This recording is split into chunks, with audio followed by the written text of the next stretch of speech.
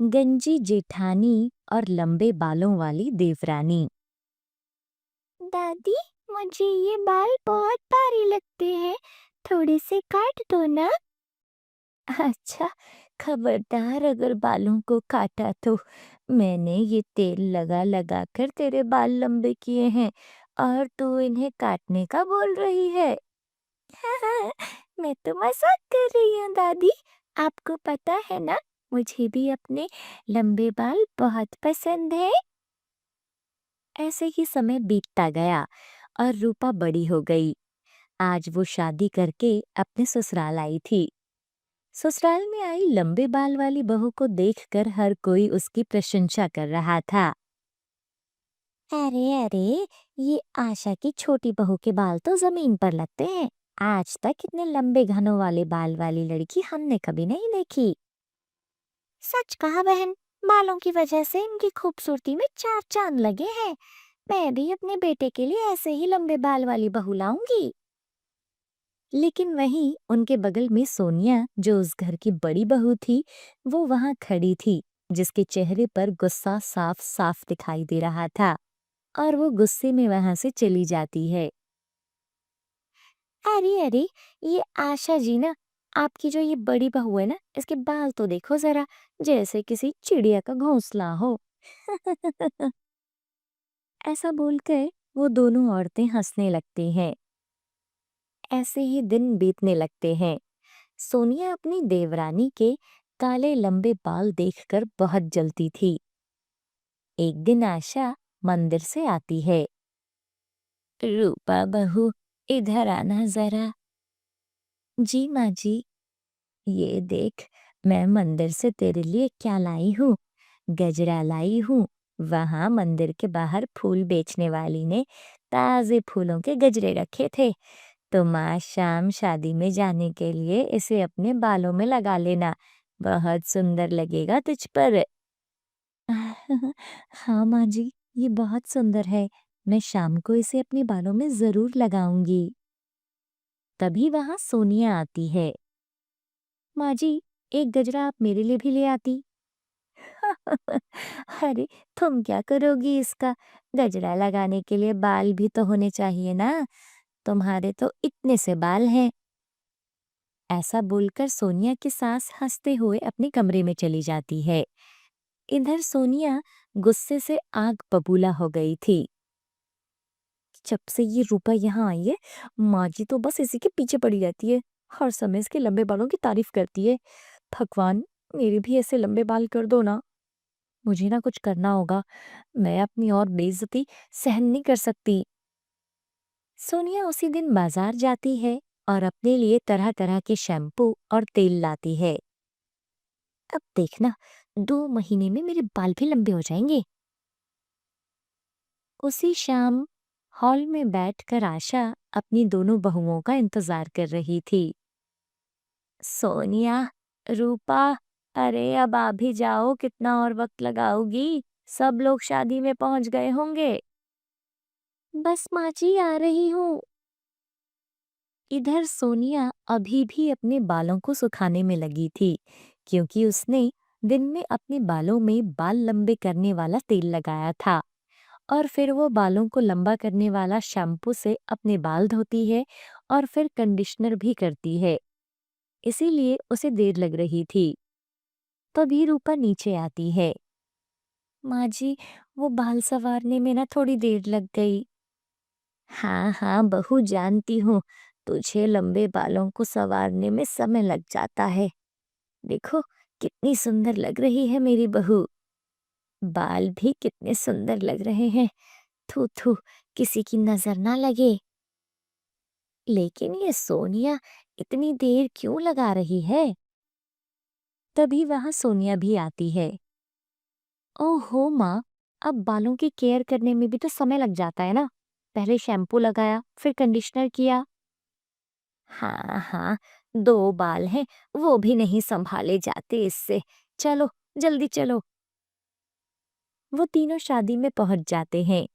इधर आशा के दोनों बेटे गौरव और साहिल भी ऑफिस से सीधे शादी में पहुंच जाते हैं। वहां साहिल रूपा को देखता है। वाह रूपा, तुम तो बहुत सुंदर लग रही हो। सबकी नजरें तुम ही पर हैं।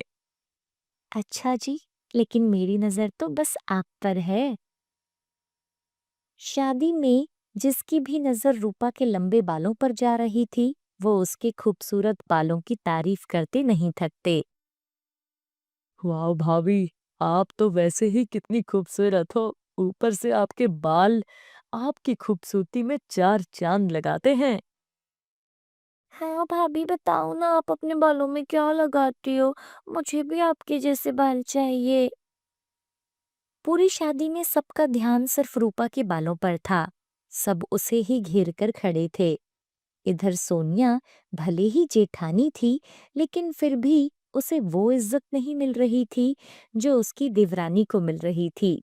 अब सोनिया के लिए उसके मन में और नफरत बढ़ गई थी। सोनिया अपने पति गौरव से बोलती है, देवर जी तो अपनी पत्नी की बालों की तारीफ करते नहीं थकते। देखो तो जरा।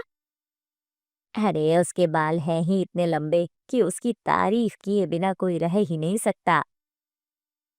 गौरव की बात सुनकर सोनिया और भड़क जाती है और मन ही मन सोचने लगती है, अपने बाल मैंने इससे भी लंबे नहीं कर लिए ना, तो मेरा नाम भी सोनिया नहीं।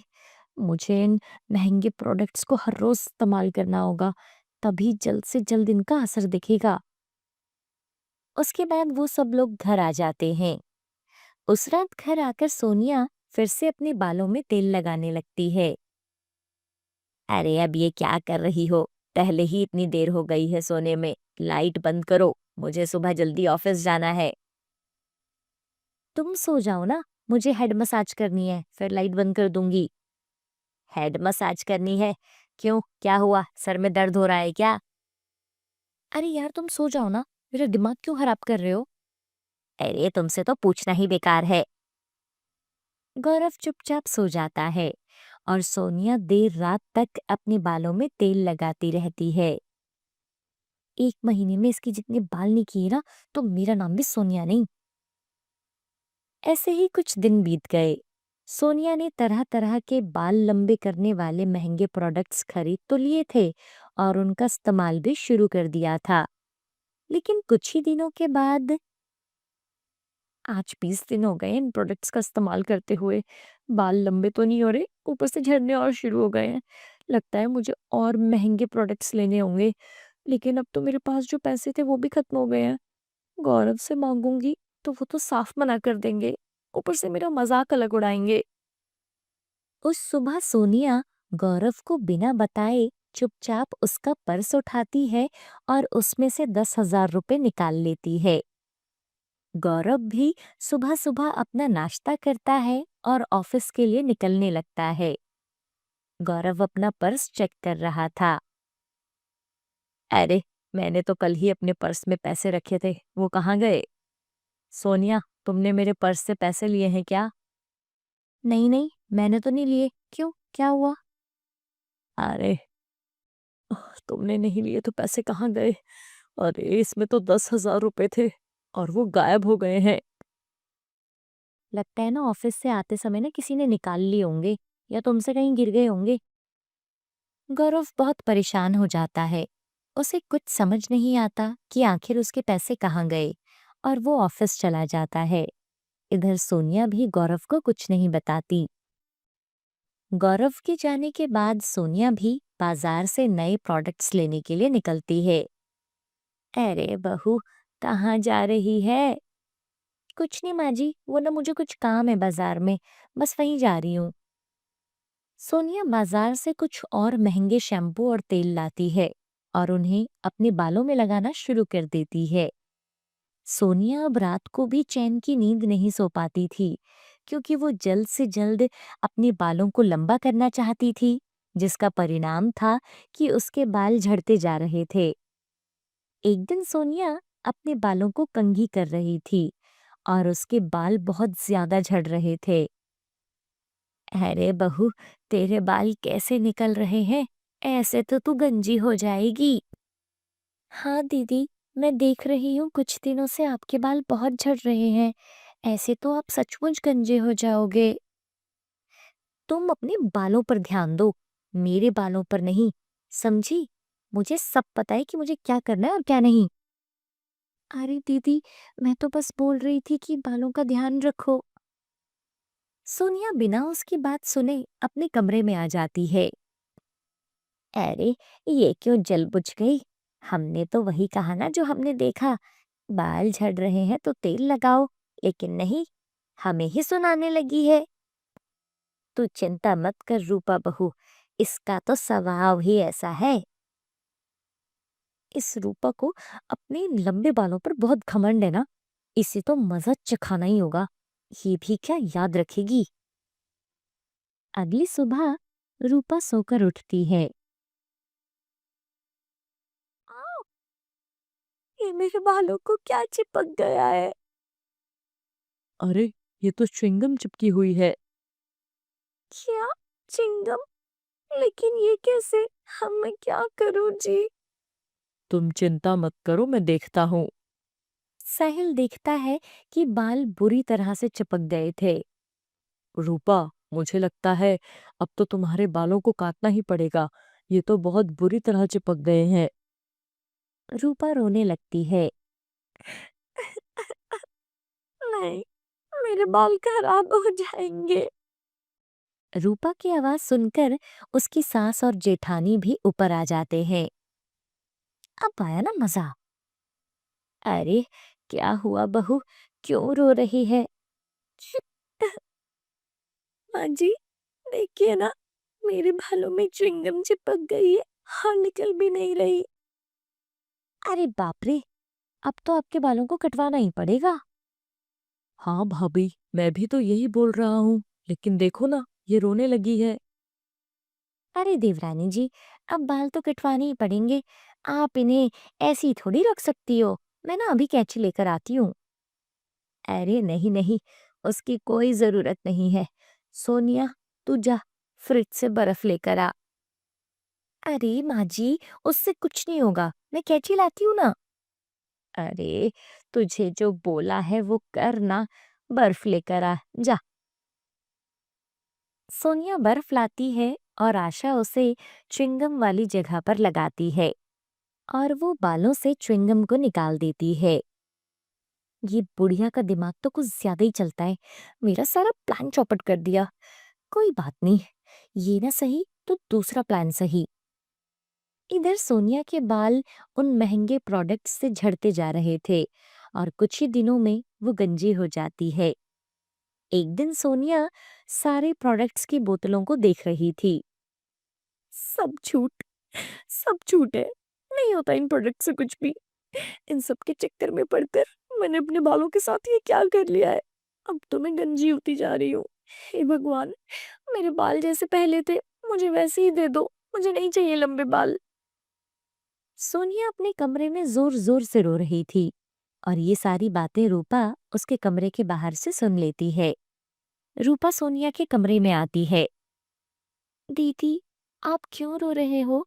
सब ठीक हो जाएगा। सब बर्बाद हो गया है।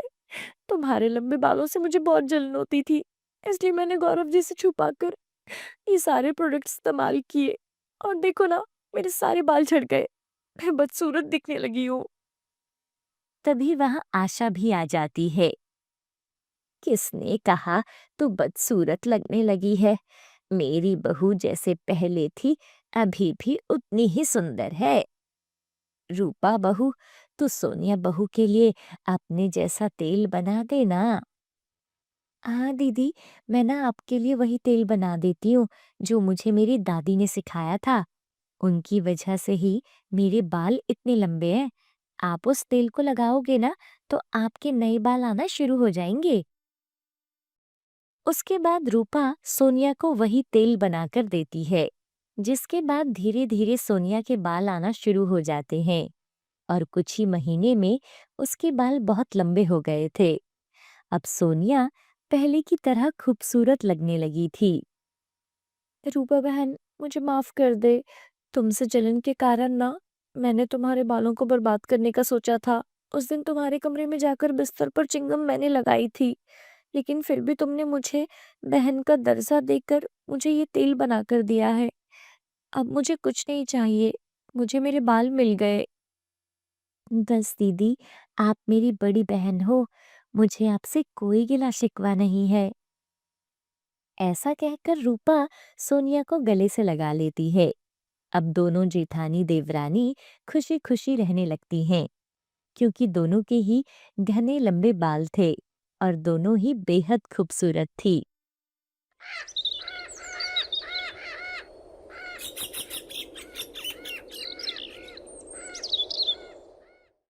कमला की बहू राधिका नई नई शादी करके घर आई थी। आज उसका ससुराल में पहला दिन था। कमला सुबह 4 बजे ही अपनी बहू का दरवाजा खटखटाती है। दरवाजे की आवाज से राधिका नींद से उठती है। अरे, ये दरवाजा कौन बजा रहा है? सुबह हो गई है क्या? राधिका घड़ी की तरफ देखती है तो अभी सुबह के 4 बजे थे। अरे राधिका बहू, जल्दी उठ जा और रसोई में आ जा। जी माँ जी, अभी आती हूँ। राधिका जल्दी से उठती है और नहा धोकर बाहर जाती है। देख बहू, आज तेरी इस घर में पहली रसोई है, तो आज घर पर 56 तरह के पकवान बनेंगे, इसलिए जल्दी से काम पर लग जा। और हाँ, ये ले खाने की लिस्ट, ये सब कुछ बना लेना, क्योंकि हमारे घर में सुबह उठते ही सबको भूख लग जाती है और मैं ये नहीं चाहती कि मेरे बच्चे भूखे रहें। कमला राधिका को लिस्ट देती है और खुद दोबारा सोने चली जाती है। राधिका जब उस लिस्ट को देखती है तो उसमें 56 तरह के अलग अलग खाने लिखे हुए थे। एक बार तो राधिका उस लिस्ट को देखकर गिरने ही वाली थी, लेकिन उसने हिम्मत करके खाना बनाना शुरू किया। उसे वो सारा खाना बनाने में बहुत समय लगा था और सुबह के 10 बज गए थे। सभी अपने कमरे से उठकर बाहर आते हैं और खाना मांगने लगते हैं। कमला का परिवार बहुत बड़ा था। 3 बेटे और उनकी 3 पत्नियां और उनके 2-2 बच्चे, ऊपर से 4 कुंवारी बेटियां भी। सबका खाना राधिका अकेले ही बनाती है। सब खाना खाने बैठते हैं और राधिका सबको उनकी पसंद का खाना देती है। अरे राधिका, तुम भी खाना खाने के लिए बैठो ना, आओ। अरे देवर जी, राधिका बाद में खा लेगी, एक दिन तो उसे हमारी सेवा करने दो। अरे राधिका बाद में खा लेगी बेटा, अभी वो सबको खाना दे रही है। सब लोग खाना खाते हैं, लेकिन राधिका सबको गर्म गर्म खाना देने में लगी हुई थी। मुकेश अपना खाना खाता है और अपने ऑफिस चला जाता है। बाकी सब लोग भी खाना खाते हैं और अपने अपने काम पर चले जाते हैं। सारा खाना खत्म हो गया था और राधिका के लिए कुछ नहीं बचता। अरे वाह बहू, खाना तो तूने बहुत स्वादिष्ट बनाया था, मजा ही आ गया बेटा। भाभी, दोपहर में खाने के साथ साथ ना गोलगप्पे भी बना देना, तीखा खाने का ना बहुत मन है। हाँ भाभी, मेरे लिए भी मीठे में केसर की खीर बना देना, बहुत समय से नहीं खाई। भाभी, मेरे लिए गाजर का हलवा और अच्छे से मेवा डालकर बनाना। तभी कमला की बड़ी बहू बोलती है, अरे राधिका, मुझे ना आज छोले भटूरे खाने का बहुत मन कर रहा है, और सुन, साथ में हरी चटनी जरूर बना देना। हाँ राधिका, सुन, तुम ना मेरे लिए आज कढ़ी चावल और रोटी ही बनाना, मुझे कुछ हल्का खाने का मन है। और सुनो, बच्चों के लिए नूडल्स और मोमो बना देना। ओह, मैं तो भूल ही गई थी, मेरे बच्चों को चाइनीज बिल्कुल पसंद नहीं है, तो तुम ना उनके लिए सांभर डोसा और सुनो, साथ में इडली बड़ा भी बना देना। ऐसे सब लोग अपनी पसंद का खाना बताकर वहां से चले जाते हैं। अरे बहू, तू जल्दी से ये बर्तन समेट ले, फिर दोपहर के खाने की तैयारी कर ले। अरे 2 बजे तक सब लोग लंच करने आते हैं। लेकिन माँ जी। अरे सुन बेटा, मैं तो बहुत थक गई हूँ। सुन, अभी ना मैं थोड़ा आराम करने जा रही हूँ। कमला बिना राधिका की बात सुने वहां से चली जाती है। राधिका की आंखें आंसुओं से भरी थी और सामने डाइनिंग टेबल जूठे बर्तनों से भरा हुआ था। राधिका मन मारकर सारे बर्तन उठाती है और उन्हें साफ करती है। कैसे लोग हैं, ये खुद खाना खाकर चले गए, मेरे लिए कुछ भी नहीं छोड़ा। अब मैं क्या खाऊं, मुझे बहुत भूख लगी है। राधिका जल्दी जल्दी दोपहर के खाने की तैयारी करने लगती है। सुबह से बिना कुछ खाए हुए राधिका रसोई में लगी हुई थी और अपने ससुराल वालों के बारे में सोचकर वो मन ही मन बहुत दुखी हो रही थी। अरे 2 बजने वाले हैं, सब खाना तो बन गया है, बस रोटियां बननी बाकी हैं। राधिका जल्दी जल्दी रोटी बनाने लगती है। तभी सब लोग दोपहर का खाना खाने के लिए घर आते हैं। भाभी जल्दी से खाना ले आओ, बहुत भूख लगी है। अरे सच में बहुत भूख लगी है, मेरे तो भूख के मारे पेट में चूहे कूद रहे हैं। राधिका सबके लिए खाना लगाती है। सब पेट भरकर खाना खाते हैं। राधिका की थककर बुरी हालत हो गई थी। माँ जी, वैसे ना आपकी छोटी बहू तो बहुत कमाल का खाना बनाती है, हम तो ऐसा खाना कभी भी ना बना पाए। अरे तभी तो इसे ब्याह के यहाँ लाई हूँ। तभी राधिका अपनी जेठानी से आराम से बोलती है, दीदी अभी आप बर्तन कर दोगी क्या? मुझे बहुत भूख लगी है, खाना खाकर मैं भी थोड़ा आराम कर लूंगी। अरे मैं क्यों करूंगी भला, आज तो तुम्हारी पहली रसोई है तो तुम सब कुछ संभालोगी। अरे तुमसे पहले तो ये सब हम भी करते थे। अब तुम इसे समेटो और सुनो, रात के खाने की तैयारी कर लो, लिस्ट रसोई घर में रखी है। राधिका अपनी जेठानी के बर्ताव को देखकर हैरान हो जाती है और वो सब वहां से अपने कमरे में चले जाते हैं।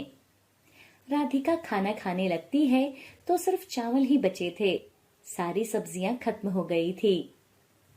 फिर से खाना खत्म हो गया, अब मैं क्या करूं? राधिका सूखे चावल में चीनी डालकर खाती है और फिर रात के खाने की तैयारी में लग जाती है। रात का सब खाना खाते हैं और राधिका भी काम खत्म करके अपने कमरे में आती है। राधिका की हालत देखकर मुकेश बोलता है, अरे राधिका, क्या हुआ? तुम बहुत थकी हुई लग रही हो। राधिका की आंखों में आंसू आ जाते हैं।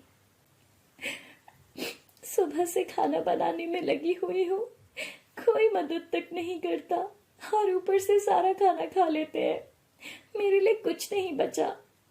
कैसा परिवार है तुम्हारा? क्या तुमने कुछ नहीं खाया अभी तक? कुछ बचता तो खाती ना। चलो कुछ बना लो, मैं तुम्हारे साथ चलता हूँ। मैं बहुत थक गई हूँ जी, अब मुझ में बिल्कुल भी हिम्मत नहीं है। मुकेश किचन में जाता है और फ्रिज से गिलास भरकर दूध लाता है। उस रात राधिका दूध पीकर ही सो जाती है। अब कुछ दिनों ऐसे ही चलता रहा। पूरा परिवार अपनी अपनी फरमाइश के पकवान राधिका से बनवाते और राधिका दिन भर रसोई के कामों में लगी रहती थी। पति के अलावा और कोई नहीं था जो राधिका की बात सुनता, और सुनता भी कौन, वो बेचारी अनाथ जो थी। चाचा चाची ने शादी तो कर दी, लेकिन उसके बाद उसकी खबर तक नहीं पूछी। राधिका भी इसे अपना नसीब समझकर काम करती रही। शादी को हुए अब लगभग 1 महीना हो गया था। राधिका पूरा दिन काम में लगी रहती थी और कोई मदद तक नहीं करता था। मुकेश भी परिवार के बड़ों के सामने किसी से कुछ नहीं बोल पाता, लेकिन राधिका के लिए उसे बहुत बुरा लगता था। वो ऑफिस से आते समय राधिका के लिए कुछ न कुछ खाने को ले आता था, जिससे राधिका खुश हो जाती थी। और एक दिन मुकेश ऑफिस से घर आता है। राधिका ये बात सुनकर बहुत खुश होगी और अब सब ठीक हो जाएगा। जैसे ही मुकेश घर पहुंचता है तो सब लोग इकट्ठे होकर खड़े थे। क्या हुआ यहाँ? मुकेश देखता है कि राधिका जमीन पर गिरी हुई थी। मुकेश जल्दी से राधिका को उठाता है और उसे अस्पताल लेकर जाता है। देखिए, आपकी पत्नी माँ बनने वाली है, लेकिन ये बहुत कमजोर है। इन्हें आराम करने की सख्त जरूरत है और इनका ध्यान रखो। मैंने दवाइयाँ लिख दी है, इनको समय पर देते रहना। मुकेश राधिका को घर ले आता है और उसे समय पर दवाइयाँ देता है और सब घर वालों से बात करता है। राधिका माँ बनने वाली है। डॉक्टर ने बोला है कि इसे आराम करने की जरूरत है, इसलिए राधिका अब घर का कोई काम नहीं करेगी। और हाँ, मेरा प्रमोशन हो गया है और मुझे दूसरे शहर की कंपनी में भेजा जा रहा है। 2 दिन के बाद मैं और राधिका दोनों ही शहर चले जाएंगे। अरे लेकिन बेटा, राधिका तुम्हारे साथ कैसे जा सकती है? वो तो इस घर की बहू है, वो हम सबके साथ यहीं रहेगी। नहीं नहीं माँ, इस हालत में उसे मेरी सबसे ज्यादा जरूरत है, इसलिए मैं उसे अपने साथ लेकर जा रहा हूँ। मुकेश की इस बात से घर के लोग उससे बहुत गुस्सा थे और उससे ढंग से बात नहीं कर रहे थे। 2 दिन के बाद मुकेश और राधिका दूसरे शहर के लिए चले जाते हैं और वहां खुशी खुशी रहने लगते हैं। यहाँ कमला को भी समझ आ गया था कि उन्होंने राधिका बहू के साथ गलत किया, इसलिए आज वो उनके साथ नहीं बल्कि दूसरे शहर में रह रही है।